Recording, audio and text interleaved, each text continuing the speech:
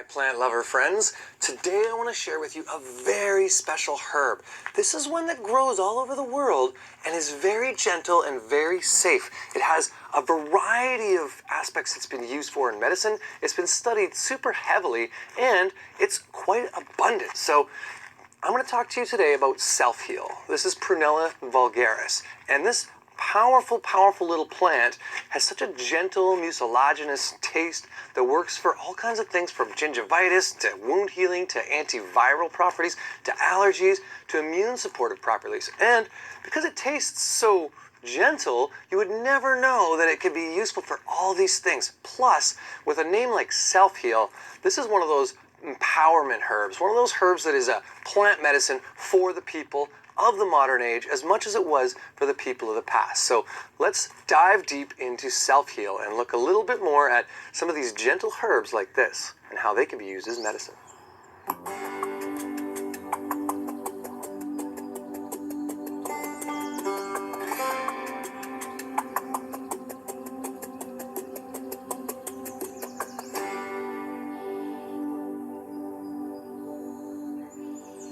Before we get into the medicinal benefits of this plant, let's take a step down to its level and ID this one for a minute, because it's always important we have the right herb. Now, this is an easy one to identify. These purple flowers are quite prominent, and there aren't that many plants with that, but let's do a bit of ID to just check in, make sure we got the right plant. So first off, self-heal is in the mint family, which means, like all mints, it has a square stem. This is a very easy to recognize thing. You can just roll it around. Is it square? Yep, it is. But like other mints, it also has these opposite leaves, which are really easy to identify too. They come out at opposite sides. They have, in the armpits, little branches that come out. But the thing about the leaf with self-heal is different from some mints is it's quite a bit longer, more lanceolate in shape. So you can tell by that. The other aspect is that there's not very many volatile oils. Most mints have this really strong aroma. This one doesn't at all. So if you were to take a little nibble of it, you would notice that it's kind of a little more soothing, mucilaginous. This is a great way to tell it from other mints. And if you were to roll it up and give it a smell, there's no aromatic qualities, really. There are a few small aromatic qualities, but you can't really pick them up with your nose. It's easy to tell self-heal by its flowers as well. It has this deep, rich purple top lip and a lower lip that is a light purple. I also find that by looking at them closely, you can really tell that it almost looks like a human mouth in that sense. Om nom nom. It's got lips. I love chewing on these flowers. They've got a little bit of nectar at the base, like most flowers, and they're just a nice one when you're pondering about herbs. It's often nice to just kind of put a little bit in your mouth and just contemplate, almost like an active meditation. And that's what I love to do with self-heal. It's so low at this like 1 foot level that you kind of got to come down to its level to connect with it a little deeper. So anyway, that's a bit about the ID of this plant. And beyond that, it's pretty easy to find. We see it along roadsides. It likes a little bit of wet feet, but not too wet feet.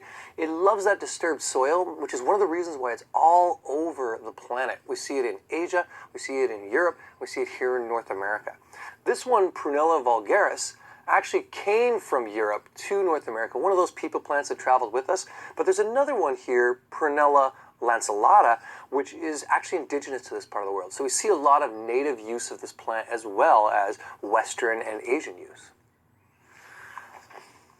So self-heal originally got its name, its common name anyway, as self-heal because of its capacity for supporting wound care and for supporting topical infections and working with cuts and all that types of thing. Another name for it is carpenter's herb, which is similar to yarrow, and this is partly because it's a styptic, which stops bleeding. So you can use it as a salve or an oil, or even just mash up the flowers, put them on externally to any kind of wound care. If you'll notice when you taste this plant, which is how I like to experience plants, is to work with the organoleptics and just taste it a bit.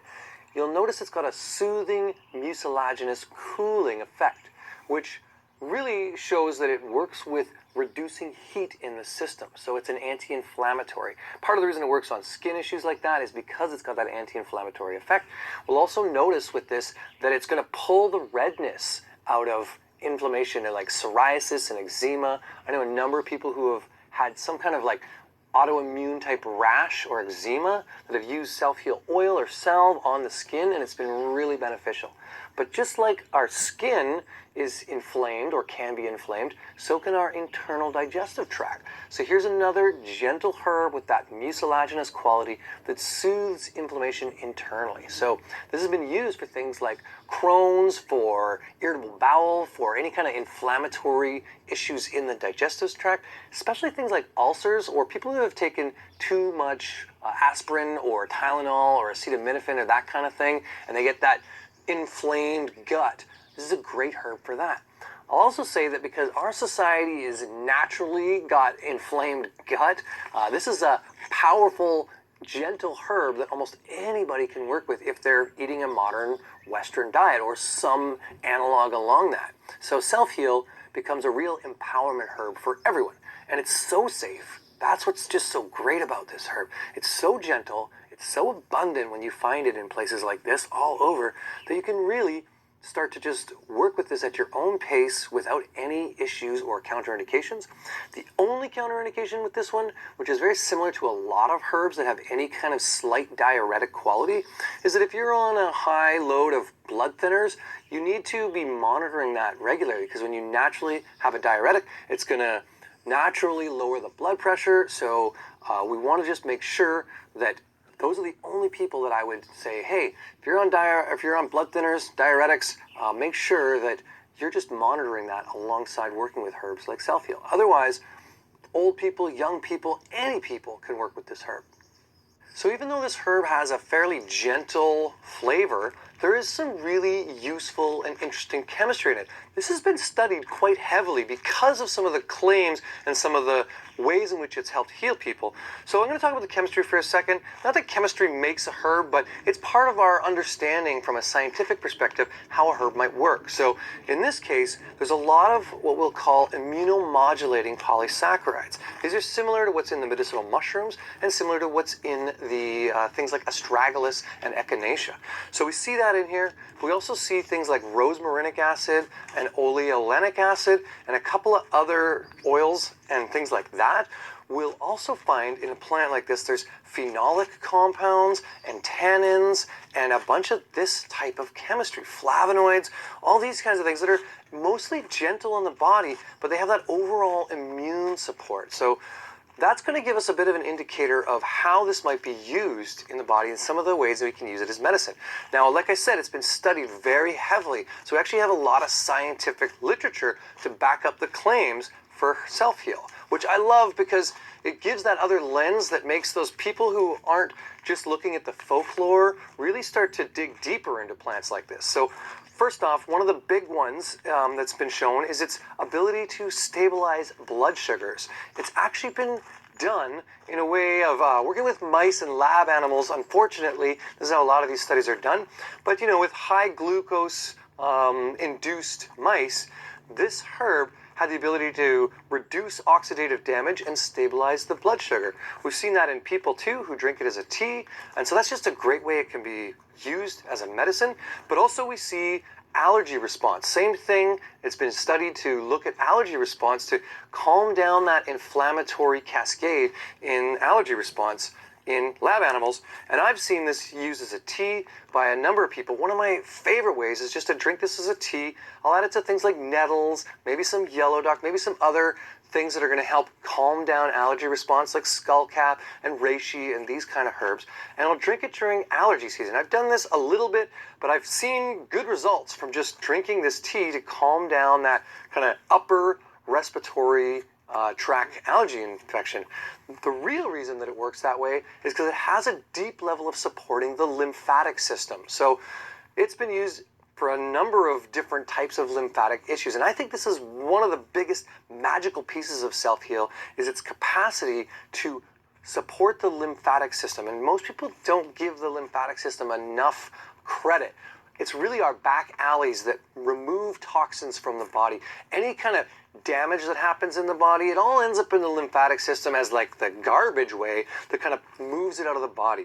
So people with swollen lymph nodes, women with mastitis who are breastfeeding, people with varicose veins, all of these kinds of conditions, self-heal has been a great herb as a tea as a tincture or used externally. So this is something to think about if you've got any kind of lymphatic congestion. And I think that's also how it works in supporting the allergies and supporting the immune system in general. Now, all right, y'all. There you have it. I hope you learned something today. The reason why I'm gonna end it, I might have to do 2 videos because I don't want the video to get too long.